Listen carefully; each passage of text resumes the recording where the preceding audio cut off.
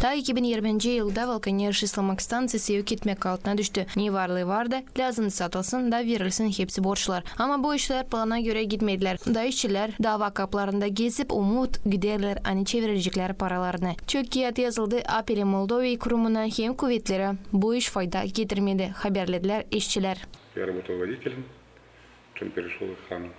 Ben şoför işledim. Neden sonra korumak bölümüne geçtim. Sadece davalarda kaçınırız. Kazanç parasını hep kabul edemedik. Pensiyaya çıktığında çalıştım. Ama yeniden sayamırlar onu. Niçin ki vergiler ödenmedi. Neyse bu kurum açan kendi kazanç paranı davanın yardımından lazım isteme. Я один раз видел одного ликвидатора и все. Больше. Ben sadece bir sıra likvidatörü gördüm. Başka kimseyi görmedim. Система. И что, как быть на? Я не знаю. İslamak станцияның экс-başı Иван Топарашнышында kurum çok vakit orada çalıştı. İslamaklan zanatlılar da Sovyet Birliği vakitinde 90.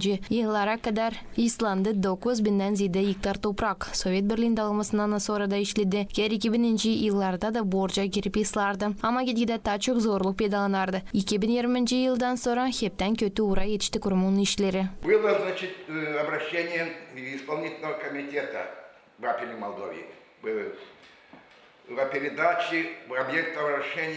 Bakanlık Komitetinden Apeli Moldova kurumunun adına danışmak yollanıldı ki İslamak sistemasını hem obyektleri hem su obyektlerini Gagauzyan gözletmesine verme. Biz de kendi tekliflerimizi yazdık ama kaldık kendi problemalarımızdan birbirine. Bizi kimse hesaba almır. Ne Kişinyov, ne Gagauzya. На нас, как говорится, ни Кишинев не обращал внимания, на наши ни Гагаузия. Kurumun inженері Konstantin Kalç urguladan bakmayarak kurulmuş uydurma birkaç işçi ta çalışır koruyarak obyektleri. Хотят получить свои отработанные деньги, свои. Kurumun borçları var insan yönünde. Onlar isterler kendi kazanılmış parasını kabul etsinler. Hepsi davaları işinden sonra gezdik. İlkin pandemiye çekettiydi, davalar kapalıydı. Sonra likvidatör değişti. İkincisinden sadece bir sıra olabildi telefonda laf edelim. Da o zamandan bir yıl geçti. Cevaplar da hep yok. Bu yöndericiyle hep öyle. Поменялся ликвидатор, один, второй. İşçiler tanışınadılar hani geçen yılda Yoki'den öndüreceğin dava koyduydu çözsün kurumun soruşlarını hem borçlarla ödeşsin çıkardı 5. nasos stansiyasının tertipleri yakın 45 tonna demir. İşçiler beklemişler umutlan ki olacak para ama bu iş aslıya çıkmadı. Bundan kare tertipler de bilinmir nereye gittiler.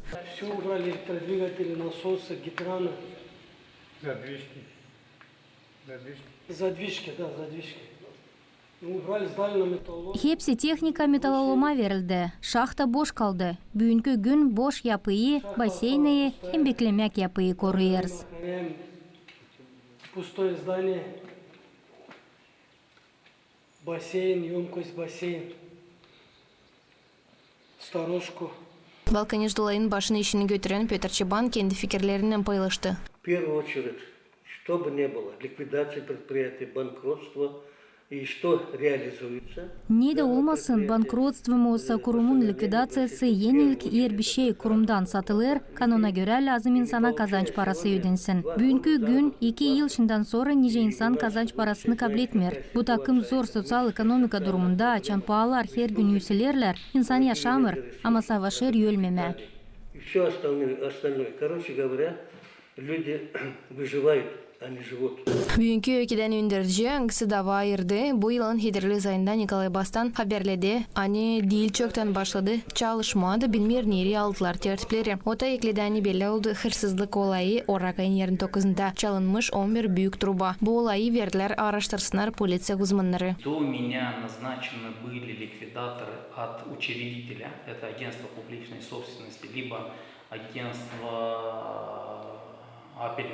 Benim yönümde cümle varlığı Agentство suya Apeli Moldova kurumu kendileri likvidatörleri koyardılar. Ne onlar o vakit yaptılar ben bilmiyorum. Yer sattıysadılar da bir şey sadece kurumun çorbacısından kayılık lazımdı olsun. Beni dava likvidatör koydu. Bugünkü gün belli ederiz kurumun borçlarını hem varlığını. İnventarizasyon yaparak belli oldu. Hani 68 trubadan 11 kaybeldi. Yazdık polisiye danışmak. Umutlanırım hani ucunu bulacaklar.